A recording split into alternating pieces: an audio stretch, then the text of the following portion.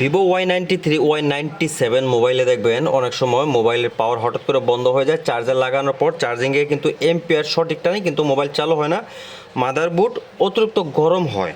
তো এই ধরনের প্রবলেম নিয়ে বেশ কিছু মোবাইল আমার কাছে অদ্য আসছে, আমি কিন্তু প্রত্যেকটা মোবাইলে সেট আপ কাজ করে দিচ্ছি। তো দেখেন, একটা মোবাইল যদি আপনার পাওয়ার সেকশনে শর্ট হয় তাহলে কিন্তু আপনার এম্পিয়ারটা সঠিক দেখাবে না, অ্যান্ড আপনার সিপিইউ সেকশনে যদি শর্ট দেখায় তাহলে কিন্তু আপনার চার্জিংয়ের যে এম্পিয়ার এটা কিন্তু সঠিক দেখাবে না। এই ধরনের মোবাইলগুলো যদি এই প্রবলেম নিয়ে আপনার কাছে বিশেষ করে আসে, আর আপনি যদি একদমই নতুন হয়ে থাকেন, তাহলে প্রথম অবস্থায় এই মোবাইলগুলোর নেটওয়ার্ক সেকশনগুলো চেক দিবেন। কারণ বেশ কিছু মোবাইল আমি কাজ করছি ইতিমধ্যে আপনার নেটওয়ার্ক সেকশনে এই প্রবলেমগুলো হয়ে থাকে, যার ফলে দেখেন আমি এই মোবাইলটা কোথায় কাজ করে মোবাইলটা চালু করে আপনাদেরকে স্টেপ বাই স্টেপ দেখাবো। প্রথম অবস্থায় মোবাইলের সেট আপটা আমি আস্তে আস্তে খুলে নিচ্ছি। এখানে বেশ কিছু নাট আছে, নাটগুলো আমি আস্তে আস্তে খুলে নেব।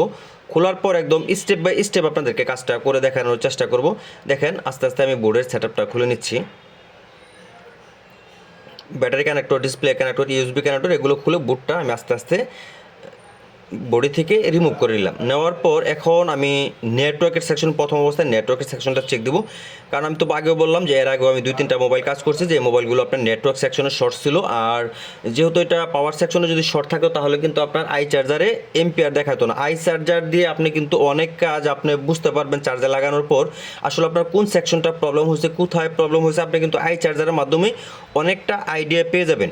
যার ফলে দেখেন আমি আস্তে আস্তে এটা যে পাওয়ার নেটওয়ার্কের সেকশন আছে, এই সেকশনে যে টিন আছে এই টিনটা আমি তুলে নিব। দেখেন, একটা নেল কাটারের সাহায্যে প্রথম কিন্তু আমি টিনটা তুলছি। এই কাটারগুলো দিয়ে অনেক সময় আপনার টিনগুলো তুলতে গেলে অনেক পার্টস দেখা যায় ভেঙে যায়, যার ফলে আমি প্রথমে নেল কাটার দিয়ে তোলার পর তারপরে কিন্তু কাটিং দিয়ে আমি টিনটা রিমুভ করলাম। তো যাই হোক, এই কাজটা করার সময় মিটার অবশ্যই আপনি ভিপ মোডে ফেলে নেবেন। নেওয়ার পর এখানে আপনার নেটওয়ার্ক 3G যে আইসি আছে, আইসির পাশে যে আপনার ক্যাপাসিটারগুলো আছে এই ক্যাপাসিটারগুলো চেক দেবেন। অনেক সময় এই ক্যাপাসিটারগুলো প্রবলেম হলে কিন্তু আপনার মোবাইলটা গরম হয়। তো এই মোবাইলটার নেটওয়ার্ক সেকশনটা গরম হচ্ছিল, মোবাইলটা চালু হচ্ছিল না। তো দেখেন আমি আস্তে আস্তে প্রত্যেকটা ক্যাপাসিটার চেক দিলাম। চেক দেওয়ার পর আমি এখানে যখন আমি চেক দিলাম, এই যে ক্যাপাসিটারটা আমার কাছে শর্ট লাগতেছে, মিটারে শর্ট দেখাইতেছে। এখন আমি এই ক্যাপাসিটারটা রিমুভ করব। আপনারা অবশ্যই মিটারে চেক ছাড়া কোনো রকম কোনো পার্টস রিমুভ করবেন না, প্রত্যেকটা পার্টস মিটার দিয়ে চেক দিয়ে তারপরে রিমুভ দিবেন। তো দেখেন আমি এই যে ক্যাপাসিটারটা আমি রিমুভ দিয়ে নিচ্ছি।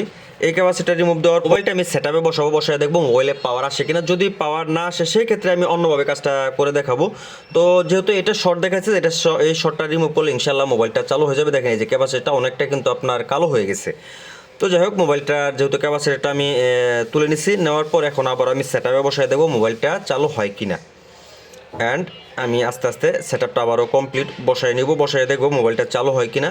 এ ধরনের ভিডিওগুলো যদি আপনার কাছে ভালো লাগে তাহলে অবশ্যই ভিডিওতে লাইক কমেন্ট করবেন। লাইক কমেন্ট করার পর ভিডিও দেখার পর যদি ভালো লাগে অবশ্যই শেয়ার করবেন। এর পাশাপাশি অবশ্যই আপনি যদি আমার চ্যানেলটা এখন পর্যন্ত সাবস্ক্রাইব না করেন, এই ধরনের নতুন নতুন ইন্টারেস্টিং ভিডিওগুলো পাওয়ার জন্য অবশ্যই চ্যানেলটা সাবস্ক্রাইব করে পাশে থাকবেন। কারণ প্রতিনিয়ত আমরা এই ধরনের আপডেট মোবাইল সার্ভিসিংয়ের ভিডিওগুলো কিন্তু নিয়ে আসতেছি। তো যাই হোক, মোবাইলটা সেট আপ অলরেডি বসানো শেষ। এখন মোবাইলটা আমি পাওয়ার বাটনটা প্রেস করে ধরলাম, দেখে পাওয়ারটা আসে কিনা। অ্যান্ড দেখতেই পাচ্ছেন যে ভিভো লেখাটা কিন্তু অলরেডি চলে আসছে। তো আশা করি এই ভিডিওটা আপনাদের ভালো লাগছে। ভালো লাগলে অবশ্যই আমি আবারও বলতেছি চ্যানেলটা সাবস্ক্রাইব করবেন, লাইক কমেন্ট ফলো করে পাশেই থাকবেন। আজকের মতো ভিডিওটা এই পর্যন্তই। ভালো থাকবেন। আসসালামু আলাইকুম।